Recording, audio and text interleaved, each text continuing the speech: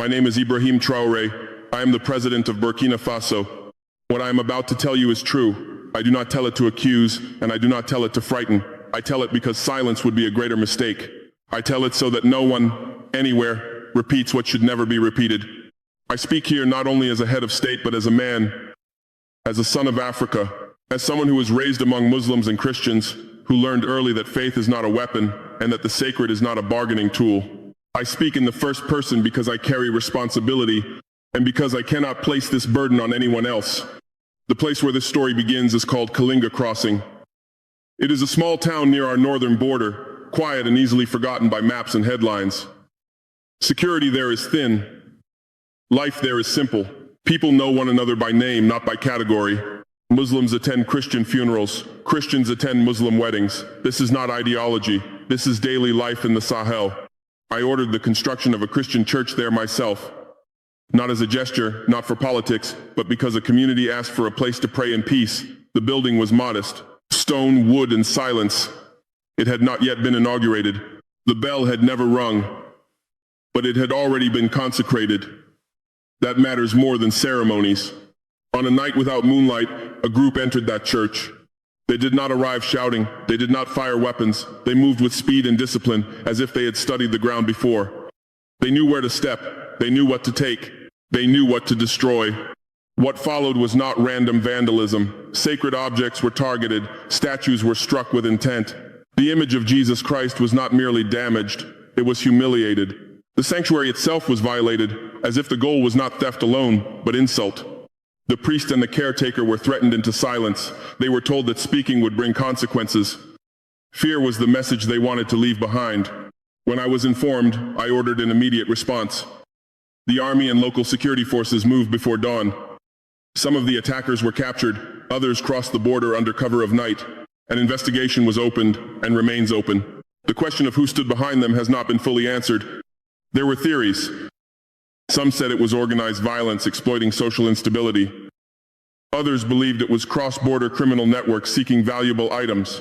Some pointed to local agitators trying to sow division. Others whispered about external forces financing disorder in border regions. All of these explanations were possible. None of them prepared us for what came next. When dawn returned to Kalinga Crossing and people approached the church again, something shifted. Not politically, not strategically, something deeper, harder to name. I have seen war, I have seen death, I have seen fear move through crowds like fire through dry grass. But what followed this event did not behave like fear. It behaved like hesitation, like a pause imposed on human certainty. I am a man trained to look for causes, for chains of responsibility, for rational explanations. I do not speak easily of mystery. Yet I cannot remove myself from what unfolded after that night. Because after the violence ended, after the arrests were made, after the reports were filed, strange things began to happen. And they did not stop. When people returned to the church that morning, they expected ruin, they expected emptiness, they expected the familiar language of violence that Africa knows too well. Broken stone, broken wood, broken trust. What they did not expect was silence of a different kind. The statue of Jesus Christ stood where it had fallen. Or rather, what remained of it stood there. The arms were broken away.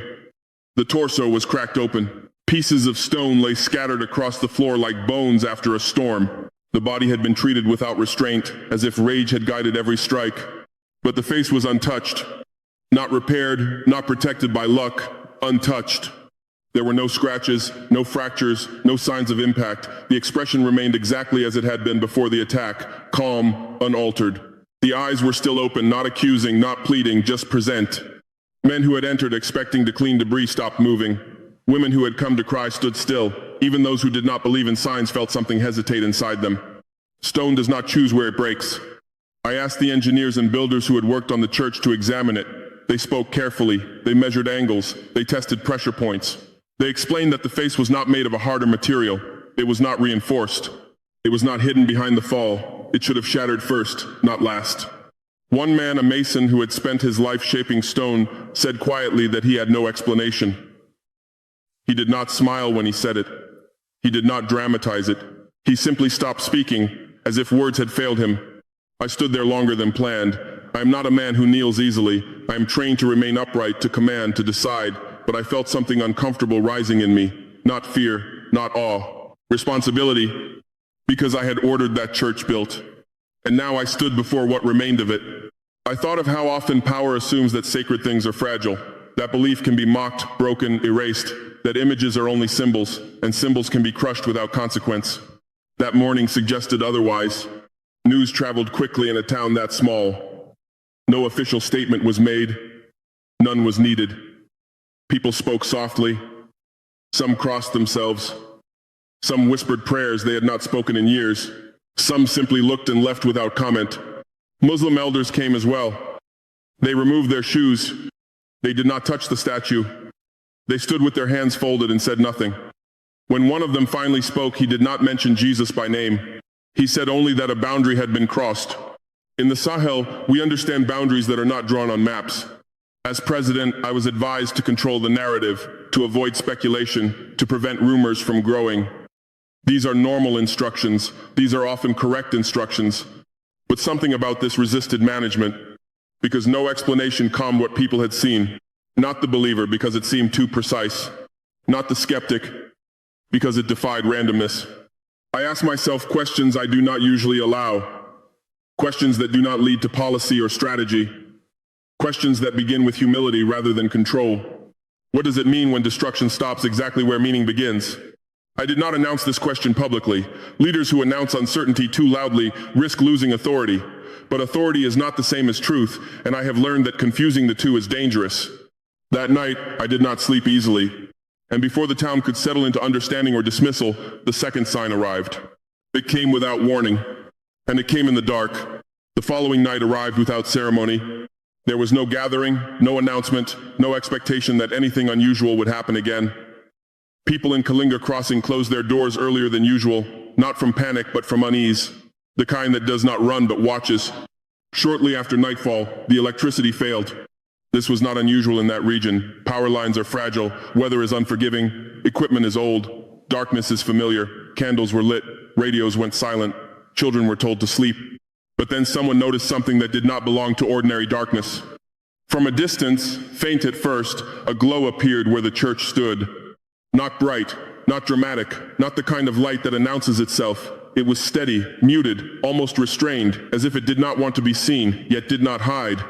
There was no generator, no battery, no candle burning inside. The doors were locked, the windows were intact. The church should have been as dark as the rest of the town. It was not. People did not rush toward it. This is important. Curiosity did not overpower caution. Instead, they gathered at a distance, standing in small clusters, speaking in low voices. No one approached the walls. No one entered the grounds.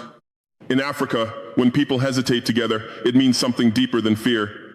The light did not flicker, it did not pulse, it did not grow stronger or weaker, it simply remained, like a presence that did not require explanation. I was informed by my security detail within the hour. They assumed a technical explanation. They asked permission to investigate. I gave it, with one condition. No one was to enter the church. Not soldiers, not engineers, not clergy. I do not know why I made that decision. It was instinct, not strategy. Sometimes leadership means recognizing when restraint is wiser than action. From the Capitol, I watched through reports and radio updates. My staff spoke in professional tones. But even through formality, I could hear hesitation. No heat signature was detected. No wiring anomaly. No sound accompanied the light. It cast no shadow beyond what should have been possible. It illuminated nothing beyond the sanctuary itself. It lasted for hours. People stood and watched until fatigue overtook curiosity. Some prayed silently. Some left offerings on the ground outside the perimeter. Some simply went home and did not speak of it again. Just before dawn, the light faded. Not abruptly, not dramatically. It diminished as naturally as it had appeared, leaving behind nothing that could be photographed, measured, or seized. Morning revealed no source. No residue, no damage, no explanation. I convened a small meeting later that day. Military officers, energy specialists, local administrators, clergy from both faiths. Each spoke carefully. Each avoided exaggeration. Each admitted the same thing in different words. They did not know. One officer suggested that admitting uncertainty would invite myth. Another argued that denying what people had witnessed would invite distrust. Both were correct. Neither solved the problem. As president, I am expected to stand between reason and belief to prevent one from consuming the other. But there are moments when both fall silent, and leadership must listen instead. I thought of how often power assumes that control over land equals control over meaning, that security can regulate reverence, that faith can be managed like territory. That night challenged those assumptions, because no one felt threatened by the light. They felt observed. Not watched by an enemy, not surveyed by a force, observed in the way one feels seen by truth. I did not issue a statement. I waited. And in that waiting, something else began to unravel. Not in the church, but in the minds of the men who had entered it with violence. What happened next did not occur in the church, nor in the town square, nor under the sky where people could point and whisper. It happened behind locked doors. The men who had been captured were held in separate facilities. This was deliberate. We wanted no coordination of stories, no shared fear, no reinforcement of lies. Each was questioned alone. Each was examined medically. Each was treated according to procedure. At first, they were as we expected them to be. Defiant, silent, calculating. Men like these often cling to bravado when caught. They posture, they deny, they bargain with information. They speak the language of criminals who believe the world still follows rules they understand. Within 48 hours, that language collapsed. Interrogators reported confusion, not resistance, confusion. Simple questions had to be repeated. Names were forgotten, timelines dissolved. Some men stared at the wall as if waiting for it to answer on their behalf. Doctors were called. Neurological tests were performed. There were no signs of head trauma, no substances in their blood, no fever, no infection. Their bodies were intact. Their minds were not. One man could not remember where he was. Another could not explain why he was there. A third began to shake uncontrollably when the name of the church was mentioned. He was not threatened. He was not pressured. The reaction came before the question was finished. A senior officer requested permission to halt questioning. He believed the men were pretending. I allowed questioning to continue, but under observation. Then one of them began to cry. This is not common. Men trained for violence do not cry easily, especially not in custody, especially not without provocation. He did not weep loudly. He folded inward, repeating the same sentence again and again, as if it were the only one left to him. We insulted what is holy. He did not say a church. He did not say a statue. He did not say Christians. He said, what is holy? When pressed to explain, he could not. His language collapsed into fragments. He spoke of weight, of pressure on the chest, of dreams that ended before sleep, of eyes that were not angry but disappointed. The doctors increased medication. It had no effect. Another detainee refused food, not as protest. He said eating made the images return. When asked what images, he shook his head and said there were no images, only awareness. This distinction mattered to him, though he could not explain why. As reports accumulated, I ordered an independent medical review. The conclusion was identical to the first. No clinical explanation. Rumors spread among the guards. This is inevitable. When authority cannot explain, imagination fills the space. I instructed discipline. I instructed silence. But silence does not stop thought. I visited the facility myself. I did not announce it. I did not bring cameras. I did not speak to the men directly. I observed from behind glass. I watched how they moved, how they avoided certain corners of the room, how one man sat facing the door at all times, as if afraid to turn his back on something that was not there. In that moment, I felt something uncomfortable again. Not pity, recognition, because I have seen fear in war. I have seen terror when death is imminent. This was different. This was not fear of punishment. It was fear of having crossed a line that could not be uncrossed. They were not afraid of us. They were afraid of what they had touched. As president, I am trained to believe that behavior changes when incentives change, that consequences correct actions, that discipline restores order. But no punishment we could impose matched what they were already experiencing. That realization unsettled me more than their condition, because it suggested that authority does not always originate from institutions, and that some judgments arrive without courts. Before I could decide how to address this publicly, news reached us about the men who had escaped across the border. What followed ensured that this story would not remain contained within prison walls. The men who crossed the border believed they had survived. In regions like ours, escape is often considered victory. Borders are porous, jurisdictions fracture. Once a man steps into another territory, he assumes the past has been buried behind him. He assumes distance is the same as absolution. For a brief moment, that belief seemed justified. They disappeared into neighboring towns. Some found shelter among relatives, others paid smugglers. A few boasted quietly that they had humiliated a symbol and walked away untouched. This too is human nature. When conscience begins to ache, pride speaks louder, but only for a short time. Within days, messages began to return, not through official channels, but through the oldest network Africa has ever known, rumor carried by concern. One man collapsed with sudden fever, not a common illness, not seasonal, the kind that arrives without warning and burns without rhythm. His body shook violently, his speech dissolved into incoherence. When he regained awareness, witnesses said he repeated one name over and over: Jesus. This detail mattered because the man was not Christian. He had not grown up hearing prayers to that name. He had not spoken it before the night of the attack. Yet now it emerged unprompted, uncontrolled, as if summoned by something deeper than belief. Another fell ill in a different town.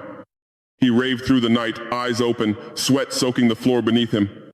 Those who tried to calm him said he begged not to be taken back to the church, not to prison, not to Burkina Faso, to the church. A third man wandered into a clinic days later, dehydrated and delirious. He told the nurse that every time he closed his eyes, he saw stone breaking, but never finishing its fall. He said the face remained, always the face. Doctors treated them as best they could, fluids, sedatives, observation, but treatment did not resolve the symptoms. The fevers broke and returned, sleep brought no rest, waking brought no clarity.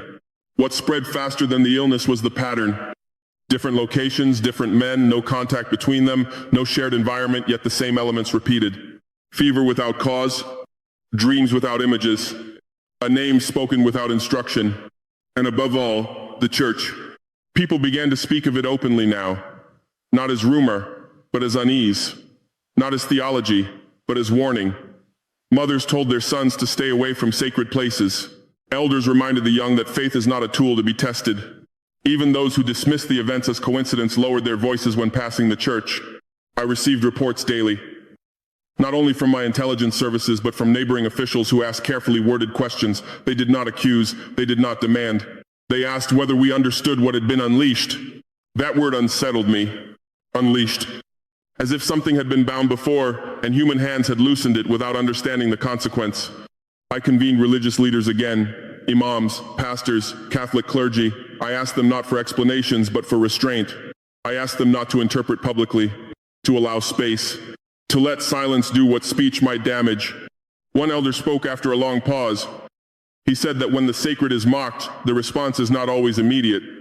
Sometimes it waits until arrogance has time to settle. Sometimes it follows the offender beyond the place of offense. He did not say this as threat. He said it as memory. That night, I realized something important. These men were not being pursued. They were being reminded. And then something happened that none of us expected. Some of them came back. They returned without announcement.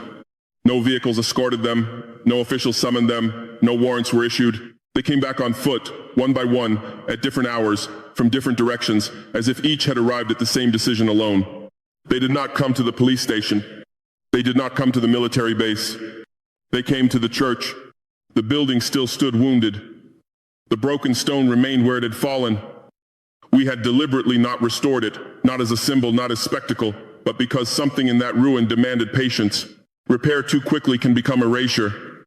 The first man arrived at dawn. He removed his shoes before stepping onto the church grounds. He did not look around to see who was watching. He walked directly to the shattered statue and knelt. He said nothing. He remained there for a long time, long enough that people noticed, long enough that whispers turned into quiet observation, long enough that no one felt the need to interrupt. Another came later that day, then another. By the end of the week, several had returned. Some were recognized immediately. Others revealed themselves only by their actions. None of them asked for mercy. None of them asked for protection. None of them asked to negotiate. They did not deny what they had done, but they did not confess in the way courts expect. There were no speeches, no apologies crafted to minimize guilt. There was only silence and posture. They knelt before the broken stone as if before a presence that did not require words. Security forces watched from a distance. They were instructed not to intervene unless violence occurred. It did not. There was no chanting, no self-harm, no public display meant to provoke sympathy, only stillness. When questioned later, separately and privately, each man said the same thing. Not with the same words, not with the same emotion, but with the same meaning. We crossed a line we were not meant to cross. One said that running did not help. Another said that distance only made the weight heavier. A third said that no border recognizes the sacred as foreign. None of them claimed to have seen a vision. None of them claimed to have heard a voice. They described no miracle. What they described was certainty. As president, I am accustomed to people seeking my authority to resolve their guilt, to commute sentences, to offer forgiveness, to turn wrongdoing into policy. This was different. They did not come to me. They did not need me. And that truth unsettled me more than any act of violence could have, because it reminded me that leadership is not the highest court. That law, while necessary, is not ultimate. We arrested them according to procedure. Justice must remain justice. Compassion does not erase responsibility. But something in the way they submitted themselves changed how the town spoke of them. They were not called heroes. They were not called victims. They were called warned. And the warning did not feel limited to them. In markets, people spoke more carefully. In mosques and churches, sermons softened. Not in doctrine, but in tone. There was less argument, fewer attempts to score points against the other. Parents spoke to children about respect rather than fear. Even those who rejected religious explanation admitted that something had restrained further violence. I watched all of this from a distance that felt suddenly fragile. Because if this could happen in a small town near a forgotten border, what else had we assumed was inert, powerless, irrelevant? What else had we treated as stone when it was not? That question followed me into sleep. And it demanded an answer not only for Christians or Muslims or Burkina Faso, but for anyone who believes that mockery carries no cost. After the men returned and knelt in silence, something subtle but decisive changed. There was no public decree, no emergency law, no televised address, yet behavior shifted across the region in ways that no directive could have achieved. It was not fear that spread. Fear makes noise. This was restraint. People stopped testing boundaries they once treated lightly, not only religious boundaries but moral ones. Insults softened, provocations lost their audience. Even those who mocked faith before now chose their words more carefully, not because they had converted, but because something inside them hesitated. As president, I am trained to look for catalysts, policies that work, forces that move people, incentives that alter conduct. None of those frameworks explained what I was watching. There was no visible enforcer. No patrol stood at the church gates. No punishment was announced beyond what the law required. Yet something had imposed order where authority often fails. I asked myself whether this was coincidence, whether time alone had cooled anger. But I have governed long enough to know that anger does not cool itself. It simply waits for a new excuse. This felt different. The men who had insulted the sacred did not become missionaries. They did not preach. They did not speak publicly at all. They returned to their lives quieter than before. Some avoided crowds. Some avoided mirrors. Some sought work far from borders and conflict. What they shared was not belief. It was awareness. They understood, without being taught, that there are actions which carry immediate consequence and others whose consequences travel silently until they find you. One afternoon, I returned to Kalinga Crossing without notice. I wanted to see whether this change existed only in reports or in the air itself. I walked near the church, not entering, not inspecting, just standing where others had stood. A Christian woman approached and greeted me respectfully. A Muslim man followed and did the same. Neither mentioned the events directly, neither asked for reassurance, neither demanded answers. Instead, the woman said she hoped the church would be repaired when the time was right. The man added that some wounds should remain visible until they teach what they need to teach. Neither of them looked at me when they said this. They were speaking to something larger than office. That moment stayed with me, because it reminded me that faith, when stripped of politics, does not seek domination. It seeks alignment. Alignment between action and consequence, between power and humility. I do not claim that what happened proves anything in a scientific sense. I do not ask skeptics to abandon reason. I do not ask believers to weaponize mystery. I ask only that we stop pretending the sacred is harmless. Not dangerous, not violent, but not inert. There are places where human permission ends. There are symbols that do not belong to us to test. There are boundaries that are invisible until they are crossed, and undeniable once they are. The punishment in this story did not arrive from a judge, a soldier, or a president. It arrived immediately. Not as fire from the sky, not as spectacle, but as an internal collapse no medicine could treat. That is what makes it terrifying, and that is what makes it merciful, because it stopped further harm without demanding further blood. I do not tell this story to threaten anyone who doubts. Doubt is human, questioning is honest, even disbelief can be sincere. But desecration is not doubt, it is arrogance. And arrogance, I have learned, attracts consequences faster than ideology ever will. This lesson does not belong to Christians alone. It does not belong to Muslims alone. It belongs to anyone who believes that mocking what others hold sacred will strengthen their own position. It will not. It will only reveal how little they understand about the world they walk through. What happened in Kalinga Crossing did not elevate one faith over another. It humbled all of us. And humility, when it arrives without force, is the rarest gift leadership can witness. I have carried this story with me in silence for a long time, not because I feared reaction, but because I feared misuse. In a world that turns every event into a weapon, even humility can be sharpened into harm. I waited until I was certain of one thing. This story does not belong to anger. It belongs to warning and to care. I speak now to Muslims, to Christians, to leaders of the Sahel, and to the wider world. I speak especially to those who believe that power is proven by how loudly one can offend or how easily one can desecrate what others love. That belief is false. I have governed during violence. I have seen extremism wear many uniforms and speak many languages. I know how easily faith can be twisted into justification. That is why I am careful with my words. This story is not an argument for domination by any religion. It is not a call to punish disbelief. It is not an invitation to superstition. It is a reminder that some things exist beyond our permission, that reverence is older than politics, and humility older than ideology, that when we touch what is sacred with contempt, the response does not always come from people. Sometimes it comes from consequence itself. The men who insulted that church were not struck down. They were not made examples by the state. They were not paraded for effect. What happened to them was quieter and therefore deeper. They were confronted with themselves. That is a judgment no ruler can impose and no law can fully replicate.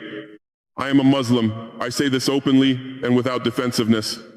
But I am also a man who has stood before the image of Jesus Christ and felt the weight of what that image represents to millions. I have seen Christians protect Muslim neighbors and Muslims protect Christian sanctuaries, not because they agreed on doctrine, but because they recognized the same boundary. Respect. This is not weakness. It is strength that does not need to prove itself. To the leaders of Africa, I say this: stability will not come from silencing belief, nor from favoring one faith over another. It will come from protecting the space where conscience can breathe without fear. When sacred places are violated, society fractures long before borders do. To the wider world, especially those watching from far away, I ask restraint and judgment. Do not reduce this story to spectacle. Do not turn it into ammunition. If you must take something from it, take this: not everything that matters can be mocked safely. I do not wish harm on anyone. I wish awakening. I wish a world where disagreement does not require desecration, where doubt does not demand insult, where power is measured not by what we can destroy, but by what we refuse to touch. Africa has suffered enough from men who believe nothing was beyond their reach. Let us not add the sacred to that list. If you are listening to this and feel unsettled, that is not an accusation. It is an invitation. An invitation to pause before crossing lines you did not draw. To consider that some boundaries exist not to limit freedom, but to preserve meaning. Every morning, I wake as president, but before that, I wake as a man who must choose how to walk through a world filled with fragile dignity. And so I leave you with this truth, which I repeat to myself more often than I admit. Each day I wake up and must choose again. There is no final victory, only vigilance or surrender. If this story stirred reflection in you, remain here. Listen, share your thoughts, speak with care. And if you wish to continue these conversations quietly and thoughtfully, you know where to find them. May peace find Africa, may humility find power, and may we all remember where not to tread.